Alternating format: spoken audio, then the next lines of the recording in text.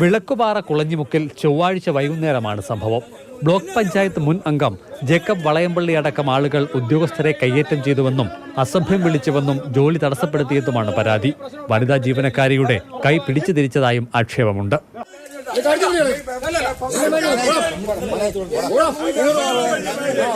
വാക്കത്തി ഉദ്യോഗസ്ഥർക്ക് നേരെ വീശുന്നതും പൊളിച്ച തെറി വിളിക്കുന്നതും ദൃശ്യങ്ങളിൽ വ്യക്തം. വഴിവക്കിൽ മുറിച്ചിട്ടിരുന്ന തടി പരിശോധിക്കാൻ ശ്രമിക്കവെയായിരുന്നു സംഭവം. ജീവനക്കാരുടെ ജോലി തടസ്സപ്പെട്ടുവെന്നും വ്യക്തമാണ്.